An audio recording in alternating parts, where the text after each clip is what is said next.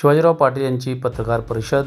चंदगड मतदारसंघाचे अपक्ष उमेदवार शिवाजीराव पाटील यांच्या प्रचारासाठी आयोजित पत्रकार परिषदेत विविध पक्षांचे पदाधिकारी एकत्र आले आणि त्यांनी जाहीर पाठिंबा या ठिकाणी व्यक्त करण्यात आला. यामध्ये मनसेचे जिल्हाध्यक्ष नागेश चौगुले, उद्धव ठाकरे शिवसेना गटाचे तालुका प्रमुख अनिल दळवी व लक्ष्मण मनवाडकर आणि पदाधिकारी, शिंदे गटाच्या शिवसेनेचे जिल्हा उपप्रमुख दिवाकर पाटील व पदाधिकारी उपस्थित होते. आज 2024च्या विधानसभा निवडणुकी संदर्भात आज प्रेस कॉन्फरन्स घ्यायच्या संबंधित आज जमलेले सर्व म्हणजे पत्रकार बांधव आणि प्रमुख आमच्या ज्यांनी मला अपक्ष उमेदवार म्हणून पाठिंबा दिला, आमचे सर्वच नेतेगण आज उपस्थित आहेत. आणि आज प्रेस घ्यायचं कारण काय की आज आमची निवडणुकीला 5 दिवस उरलेले आहेत आणि समाजातील सर्व तळागाळातील सर्व समाज, माझे वडीलधारी, माझे माता भगिनी, माझे युवक युवती आणि आमच्या खास लाडक्या बहिणी यांचा प्रचंड असा आशीर्वाद आणि पाठबळ आम्ही या निवडणुकीसमोर जात आहोत. आणि ही विकासाच्या मुद्द्यावरती निवडणूक आहे आणि सर्व विरोधक हतबल झालेत आणि नाना प्रकारचे आता आरोप करायला लागलेत. खरं माझ्या विरोधात बोलण्यासाठी, आरोप करण्यासाठी त्यांच्याकडे काहीच नाही आहे. म्हणून असं वाटते की अत्यंत ही निवडणूक शांतते पद्धतीने विकासाच्या मुद्द्यावरती लोकांनी बोलावं हीच अपेक्षा आम्ही ठेवतो. कोणतेही पद नसतेवेळी आज महाराष्ट्र शासनाने त्यांच्या इतिहासामध्ये, महाराष्ट्राच्या इतिहासामध्ये पहिल्यांदा एक संविधानिक पद नसतेवेळी 103 कोटीचा विकास निधी आपल्याला दिला. आज 13.5 करोडचा काजू बोर्डासाठी फंड दिला.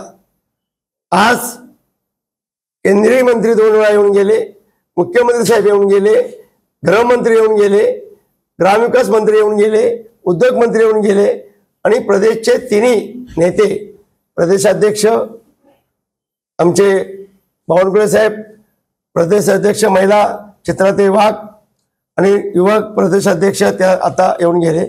आणि त्यामुळे पक्षाचा प्रचंड असा आशीर्वाद आपल्या पाठीशी आहे, यात कुठली शंका नाही आहे.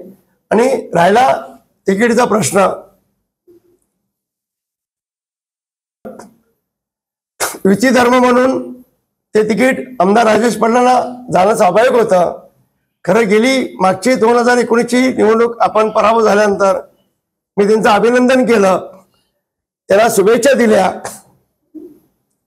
की आमदार राजेश पाटील साहेब तुम्ही आमदार झाला, तुम्हाला शुभेच्छा. आणि तसंच मला पण त्यांनी रिटर्नमध्ये शुभेच्छा दिल्या. केवळ तुमचं पण अभिनंदन, तुमची सत्ता आली आणि पुन्हा देवेंद्र फडणवीस साहेब मुख्यमंत्रीमधून विराजमान होतात, तुमची मदत लागेल.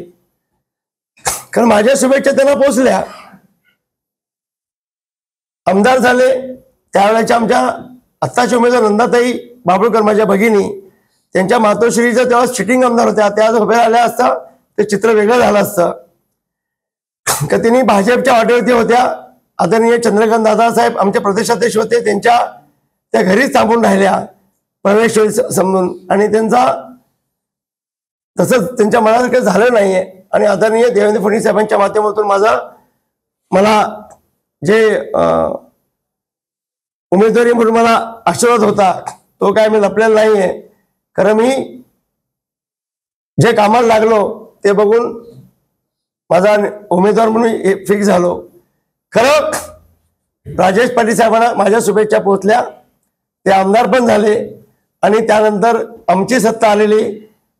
नामदेव कांबळेस, गोकुळ दूध संघाचे माजी संचालक शिवाजीराव पाटील यांनी चंदगड मतदारसंघाच्या विकासासाठी शेतकरी, महिलांचे सक्षमीकरण, शिक्षण आणि बेरोजगारी यासारख्या मुद्द्यावर काम करण्याचे वचन दिले. PM मराठी, रवी पाटील, चंदगड.